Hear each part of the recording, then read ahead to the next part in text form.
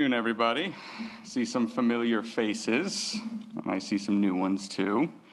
In any case, glad to have you here. So today's talk is all about code persistence on macOS. We're going to learn how to get it, where to find it, and why it's so important that we get it. So before we dig in, I want to get a pulse check.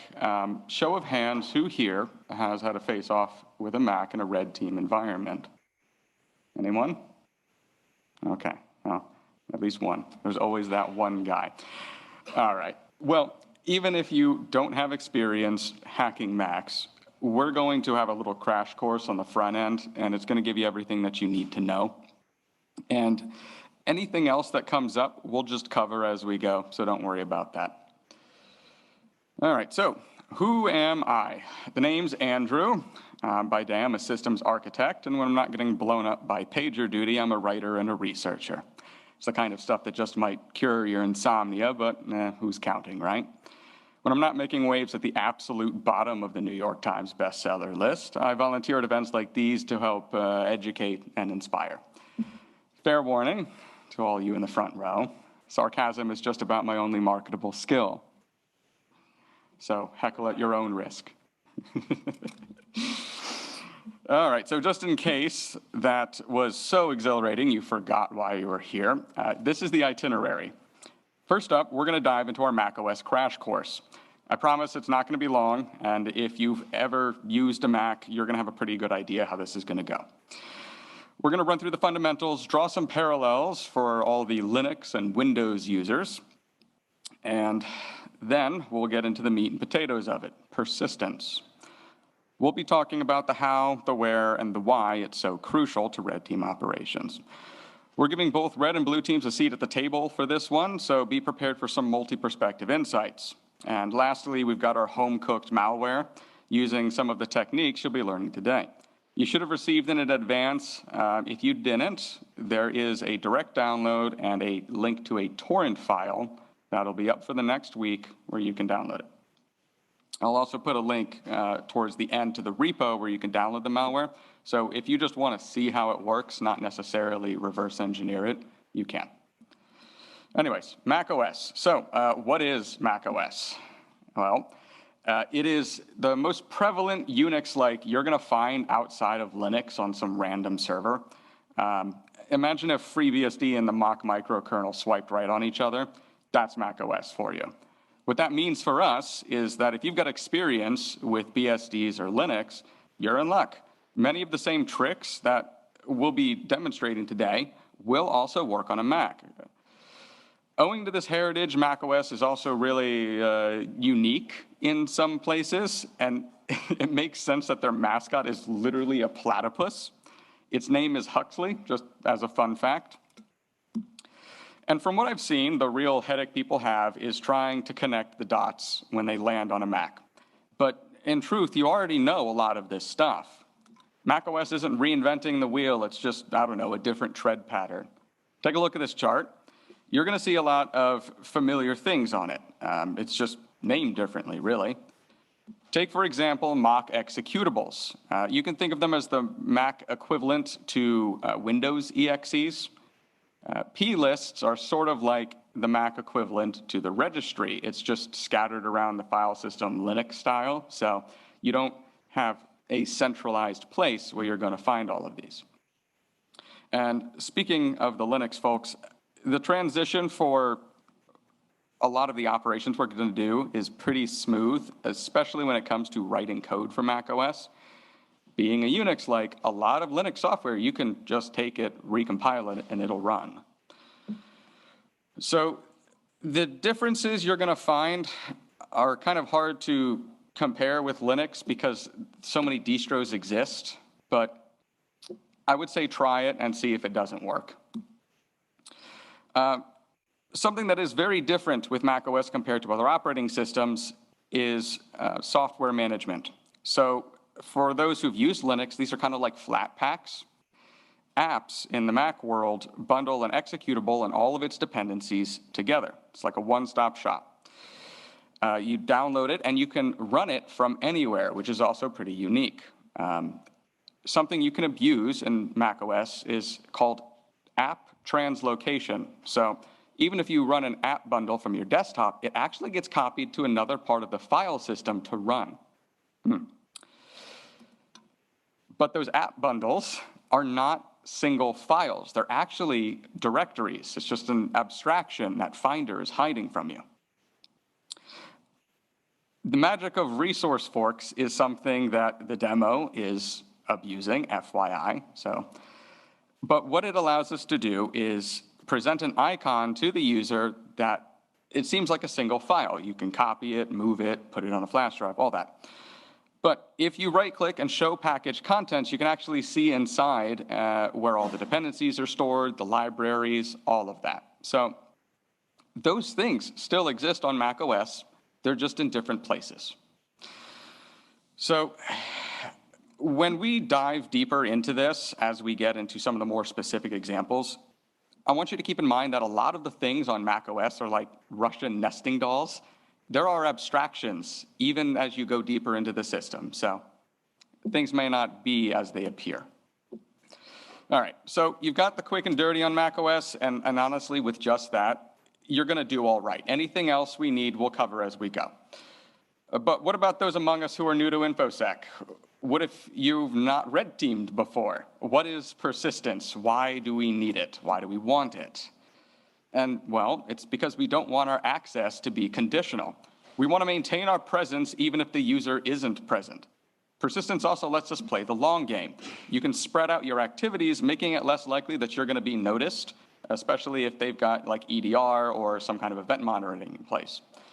Well-hidden persistence is also a valuable way to resist remediation. If you can hide your foothold, you can usually get back in. Take a look at MGM right now, right? They got popped open like a tin can. And I guarantee you, in a year, it's going to happen again because they aren't going to remove all the back doors. Persistence is especially important on a Mac because the OS is really locked down. Really locked down. You have to work to get root. And even when you have root, you can't necessarily do anything useful just because you have it. So what are we up against? Speaking of lockdown, well, Apple's security is a lot like an onion. There's a lot of layers, and it's going to make you cry. They do. But cakes make me happy. But you do need to get around them if you want to have any hope of establishing persistence. So the first layer of the onion starts when the Mac powers up. Enter Secure Enclave. It sounds like something straight out of a Terminator movie. What this means in practice is you can't just sneak in and bootkit an ARM Mac. The Secure Enclave is like a vault inside the Mac. It's an independent processor with a very limited interface, performing all of the cryptographic operations in a protected environment. Unless you manage to extract the signing keys or pull some sort of Jedi mind trick and get it to accept yours, you can't bootkit an ARM Mac in its default configuration. If you shift your attack target from the boot chain to the OS, you're still out of luck. The base OS is stored on a cryptographically signed sealed system volume, as it is called. If you somehow modify the operating system files at rest, the Mac will throw a tantrum and refuse to boot. Now, theoretically, a user can turn these off. A very real use case for this is kernel development. You have to load untrusted code into the kernel in real time. But let's be realistic here. How often are you targeting somebody that, one, won't notice you're there, and two, is capable of X and U kernel development? Your casual Mac user can barely send an email without any help. There's no, oops, I waltzed into recovery mode and turned off Fort Knox. It's not going to happen. So what's left?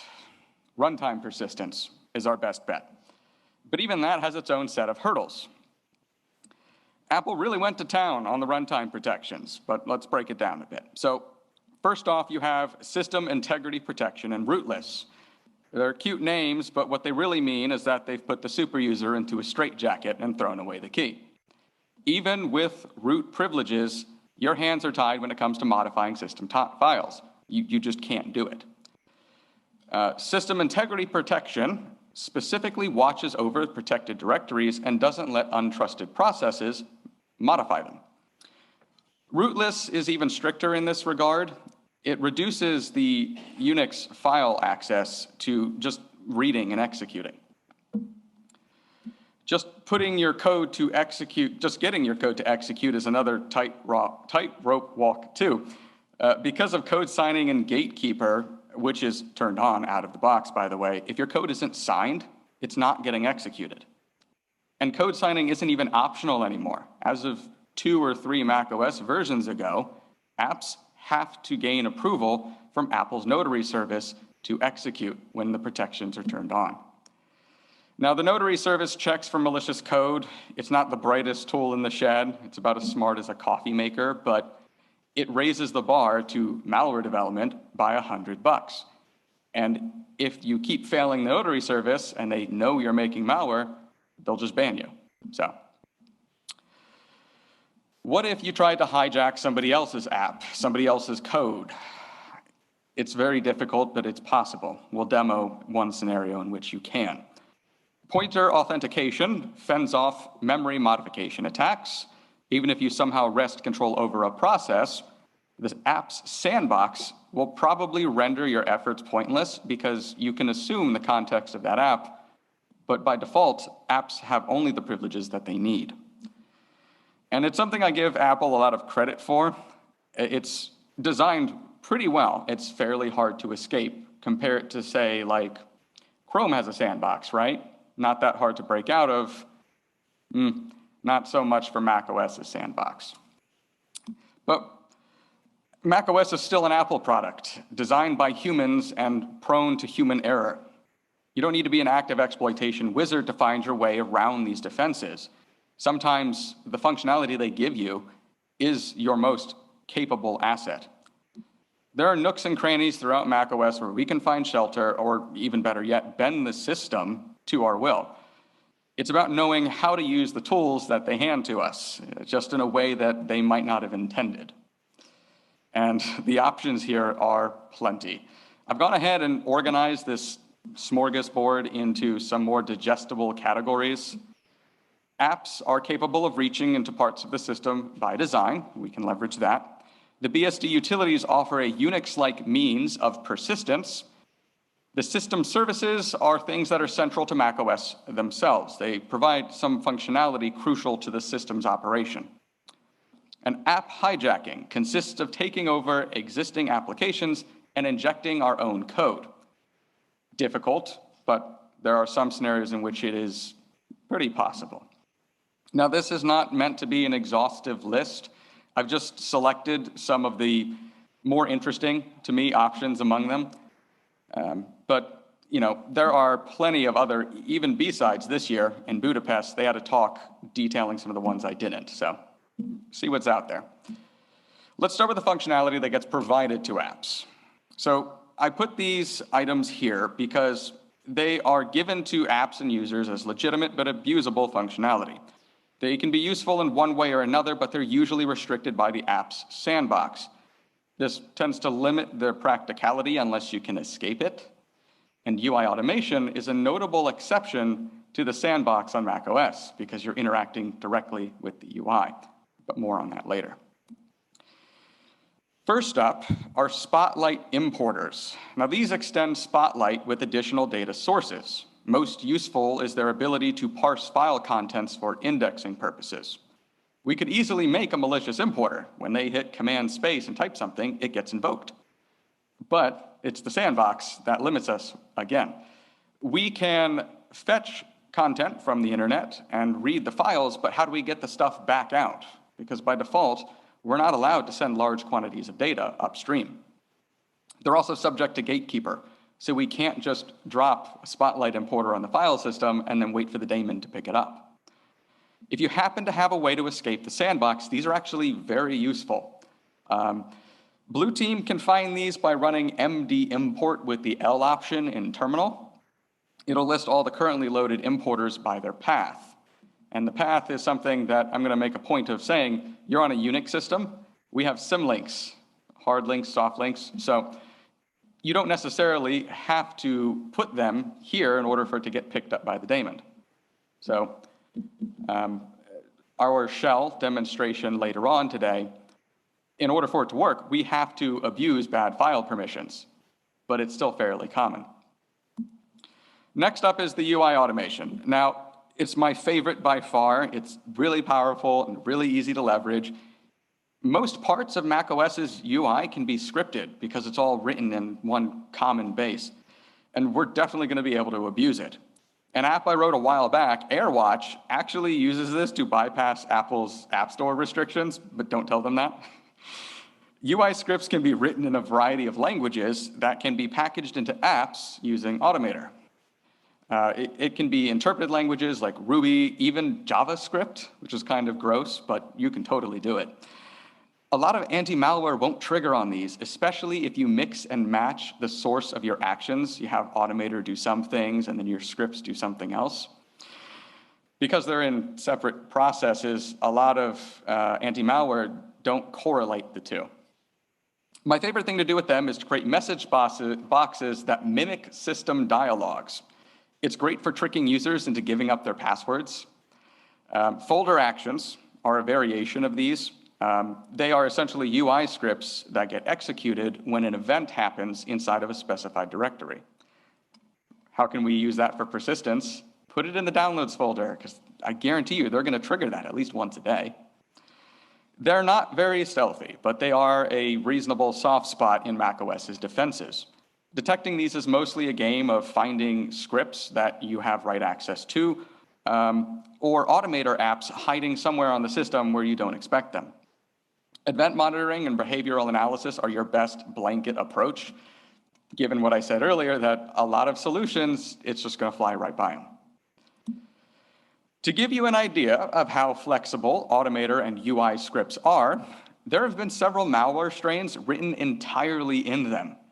In fact, the malware distributed for this talk is based on a strain of Automator malware from like 2018. Hint, hint. So I want to play a game. I'm going to show you two dialogues. Both are going to ask for your authorization, but only one of them is real. So which one is it? If you haven't guessed by now, it's too late because your users have already clicked on it. Karen in accounting doesn't care about your silly message boxes. She has random PDFs from the internet to open. All right, show of hands for box number 1. Show of hands for box number 2. Congratulations, number 2s. You won't be reinstalling macOS today.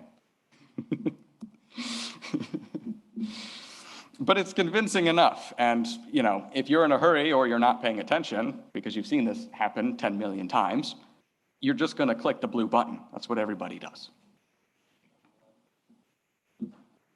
And that's what gets most people. So dynamic libraries. It's a form of code injection. We put malicious code in a library and have another process pick us up. Patrick Wardle wrote about these a while back, and as a result, Apple tightened up on how we can use them. Essentially, they're like DLLs for Windows. What's unique about macOS is that when a dependency is specified, it first looks adjacent to the executable, and if it can't find it, it just starts going up in the path until it finds it. So if you have write access to a particular place in the path, but not necessarily the app bundle, you could just put a dynamic library there and it'll pick it up. But just like everything else on macOS, now dynamic libraries are required to be code signed. And weak references, which is searching up in the path, are strongly discouraged. They don't officially support them. There are things on macOS that still use them, like Python, but it's not installed by default, unfortunately. That being said, if an app isn't distributed via the App Store, it might lack code signing, or it might lack verification of its library dependencies because the guardrails aren't in place to force the developer to adopt safe coding practices. For things like Electron apps, this can be a solid way to gain persistence, but it's limited, again, by Gatekeeper and the sandbox. There is a way around that, but we'll get into it.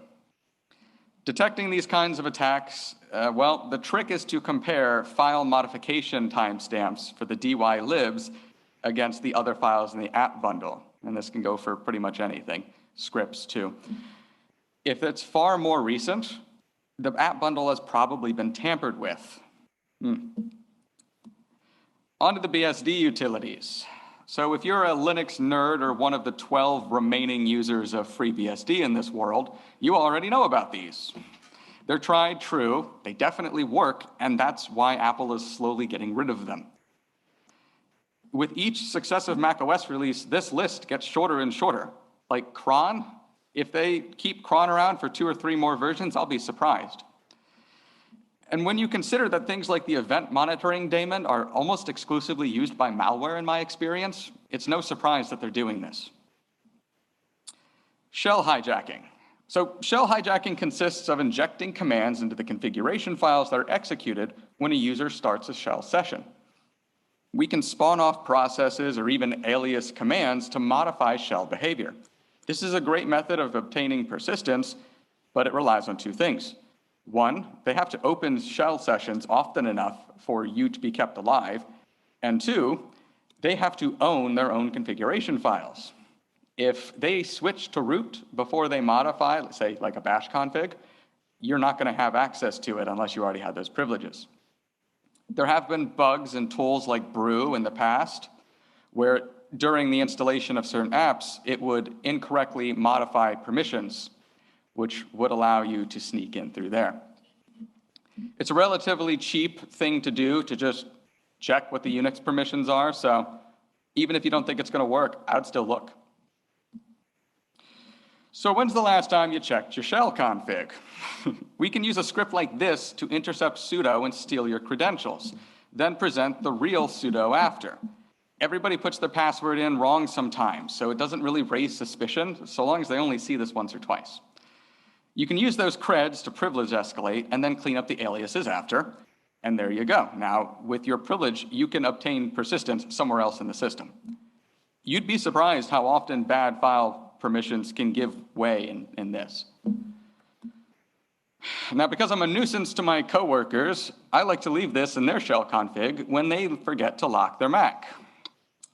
Anybody want to take a stab at what this does?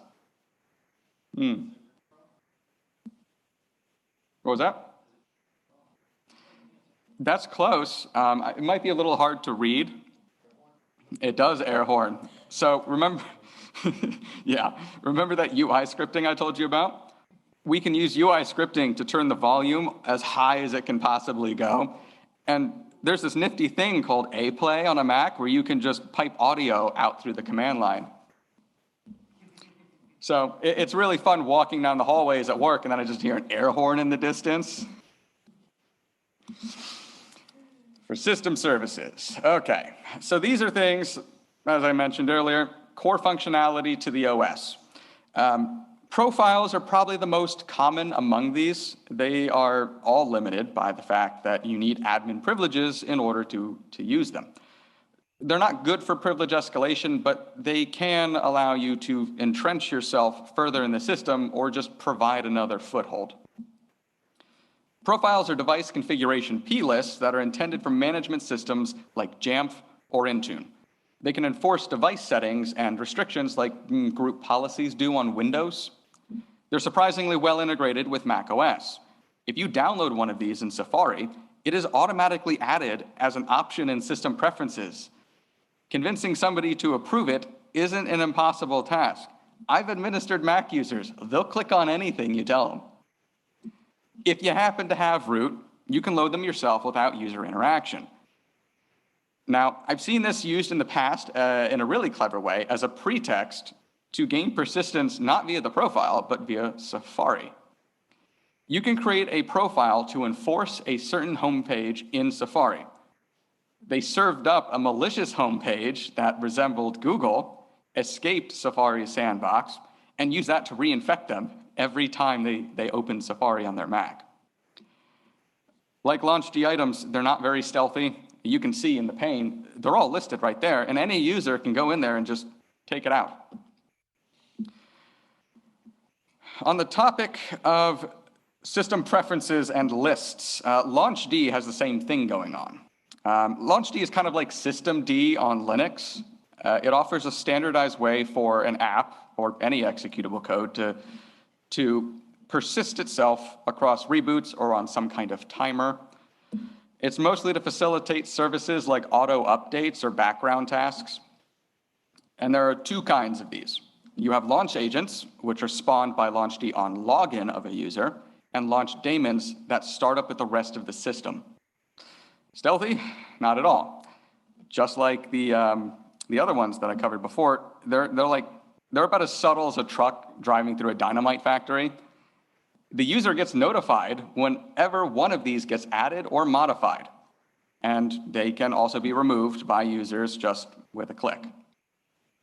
A bunch of legitimate apps do use these, so it's not an immediate red flag if they see one. When it comes to persistence, though, these are probably best described as your front runners. If you're privileged enough to have root access, my recommendation is you can use these, just don't make your own. Hijack one that already exists. It's much less suspicious to anti-malware, and if the user is savvy enough to go poking around in there, they're probably not going to look in the ones that they knew already existed. Detecting this kind of attack, just like with the app bundles, look at file modification timestamps.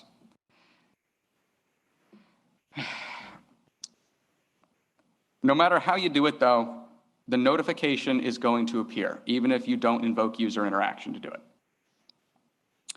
Kexts sound like a great idea until you consider the effort it requires to pull one of these off. You get practically unlimited power at runtime because you're running in the kernel context, assuming you can get a signing key from Apple.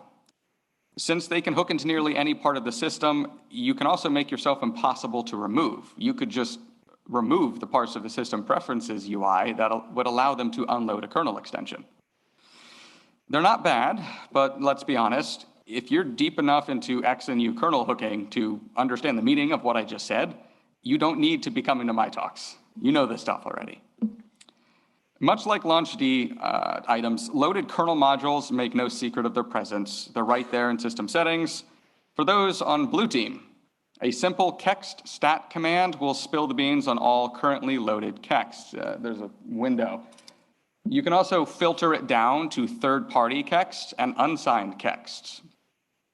In its default state, you cannot load unsigned kexts. And as an extension of that, you have to have them signed by Apple. And Apple does not distribute signing keys for kernel extensions freely. You have to make a case for why you need a kernel extension and why you aren't doing it in user space. They don't like your answer, they'll just tell you no. And Macs also have built-in anti-malware. Many people don't realize this. It's called XProtect. And it uses the same malware definition format for its database as ClamAV. Fun fact. So sooner or later, if you cause enough noise, you will get caught. And they will ban your signing key and $100 goes down the drain. App hijacking is probably the most diverse method of persistence in terms of stealth and difficulty. It often relies on active exploitation too, so you can't fake your way through this one. You either need decent coding chops or a solid grasp of offensive principles, preferably both. Apps can offer us persistence because of their interactions with other parts of the system. Some apps support plugins or extensions. It's not that different from the Windows world in that regard. Maybe they auto-parse files we can sneak into, and there's a vulnerability in that file parser. Third-party apps are a lot more practical and easy sometimes to exploit and hijack compared to macOS itself. But you do have to find the vulnerable apps and also hope that the target has them installed. Defending against these is also very difficult because it's unique for every app and combination of apps, because oftentimes you can chain these together. The possibilities are really only limited by the sandbox protection around the apps. We'll go over an example of how you can approach this idea, but Doomfist has a repo on GitHub full of examples, and most of them still work, but they're all very practical, so you can start leveraging these pretty much immediately. He explored the topic really well. Go check it out. I'll have a link at the very end. So for an example, we're going to hijack an app, and we're going to hijack Sublime Text 4.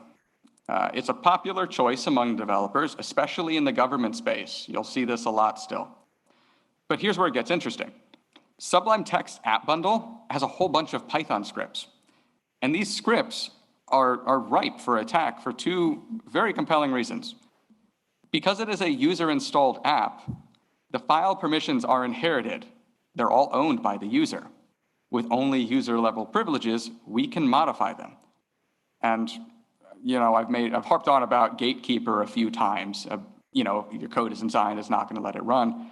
This is a good way around that.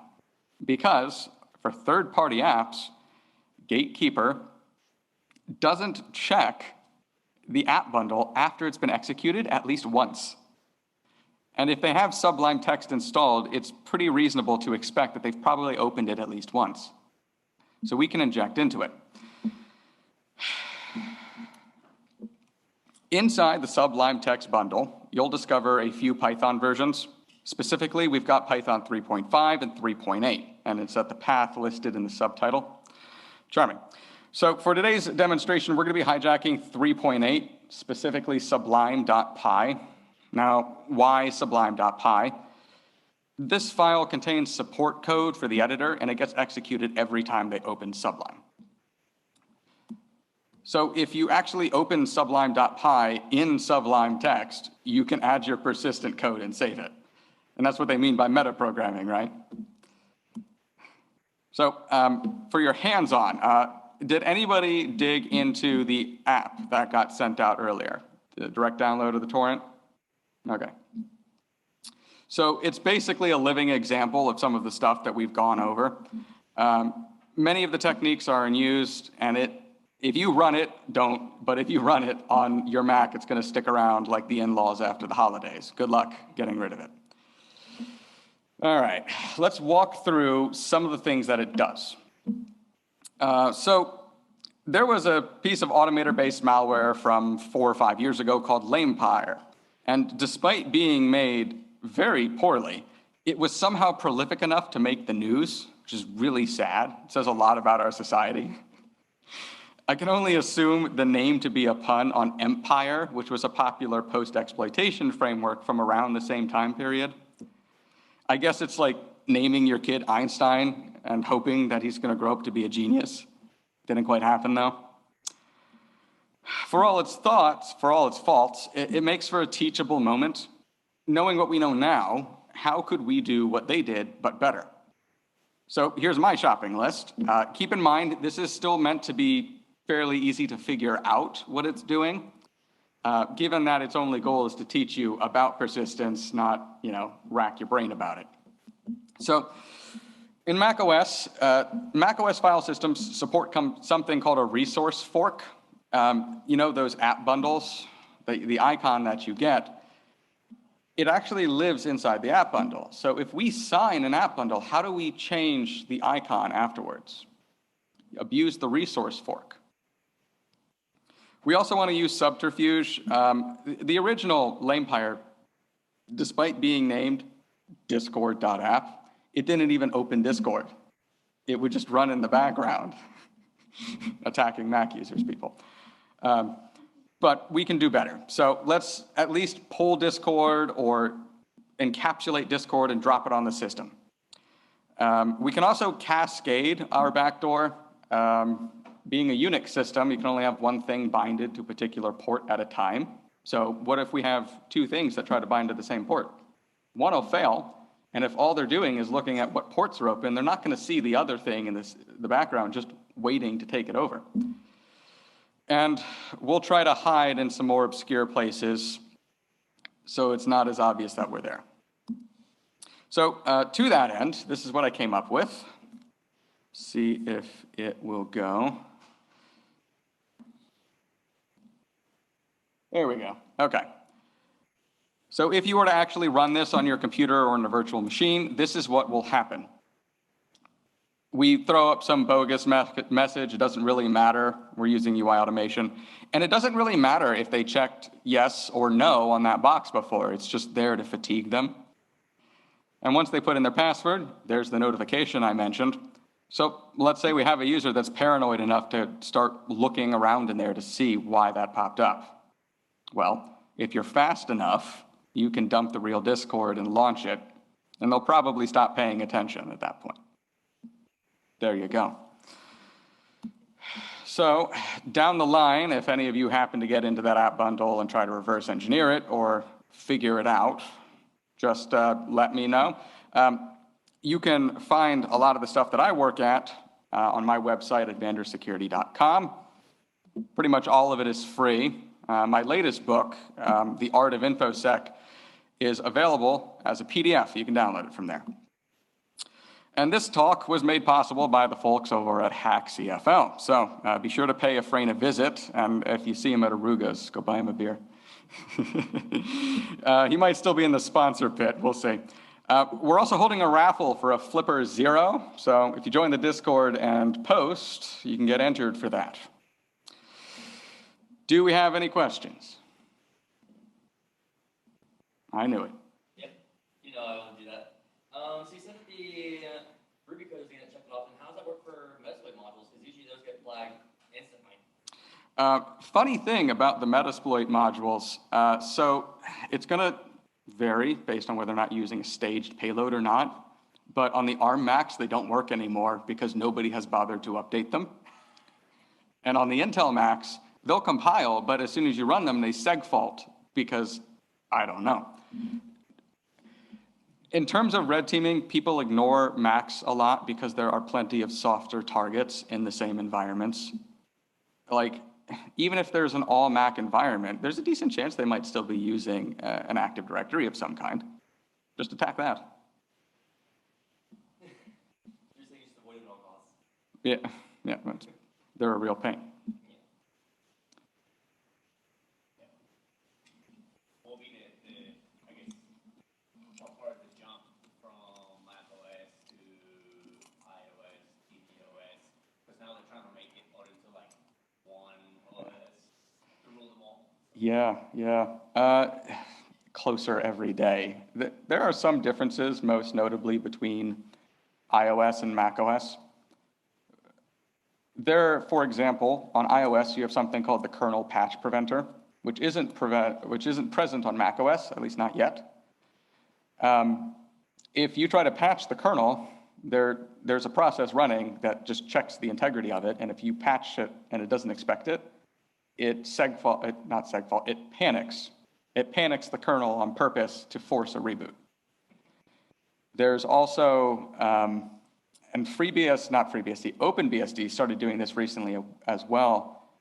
In previous operating systems, you would have, write or execute. You can't have both on the same memory region.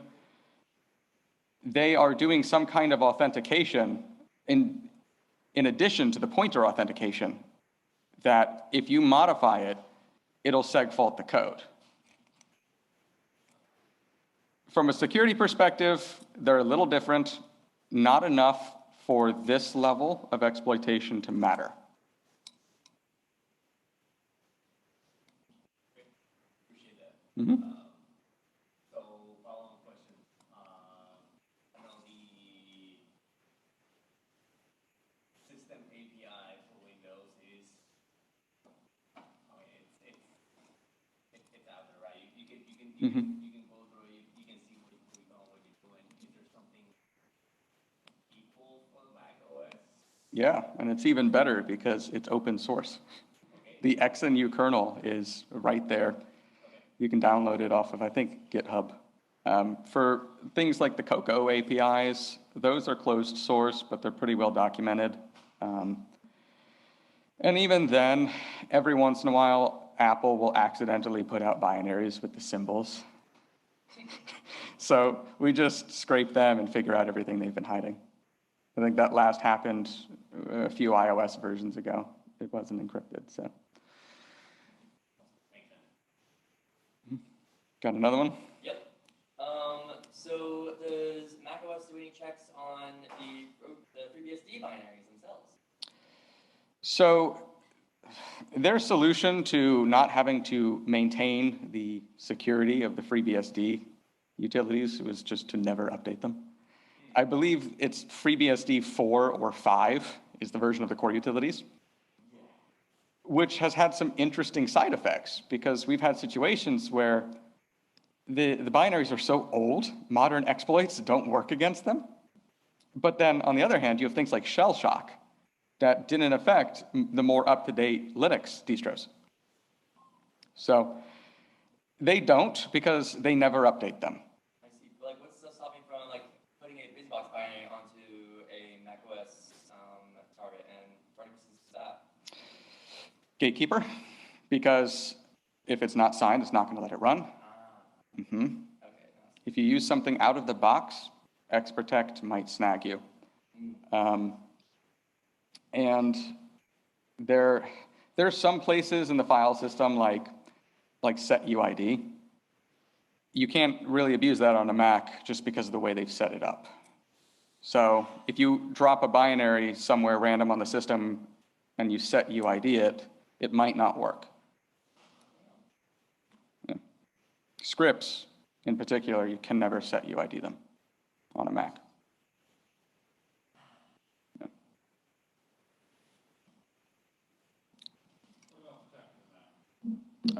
So we've got a few options. What was that tool that we discussed at the last Citrus Sec? I think it was Red Canary made it or something. Man. Yeah. There's a tool that I can't remember the name of it for the life of me, but it allows, you know how you have event monitoring on Windows, which is really useful when you're trying to detect if malware is doing something or just reverse engineering it. There was a tool recently made by this security company that serves a similar niche. For postmortems, I love that tool. To protect against the attacks that haven't happened yet, it's fairly similar to the Windows world. You can run some kind of endpoint security on it. Use things like Jamf to enforce certain policies. If you're in an enterprise environment, there is very little reason for your users to be able to install any app that they want. There's almost none. So if you can prevent new code from getting on the system, don't let them load their own apps. If they're not a developer, they do not need things like Python or Ruby installed. In fact, they don't come with it anymore out of the box for that reason. Any other tricks? I mean, that's more or less, treat it like you do Windows and you'll be way ahead of the crowd. Yeah, because the base is already more secure to begin with, so. Yeah.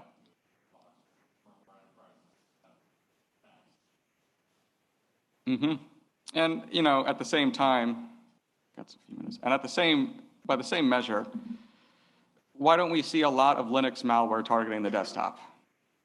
Because there are like 5 of you in this crowd. It's not worth the time or the money. As Macs become more popular, they're going to become more and more of a target. So and I think the last time Malwarebytes did a survey, 60% of Macs don't have endpoint protection on them. So the first thing you can do to help defend Macs, load anti-malware on them, because a lot of places don't.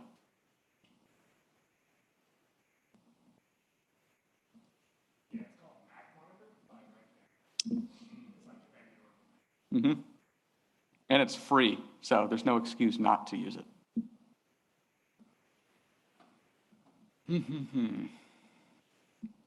Anything else? Going once? Done. Okay. And I got done early.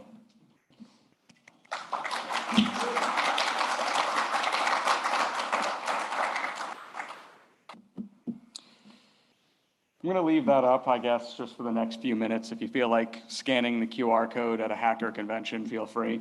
But if not, in very tiny text, you can see the Discord link.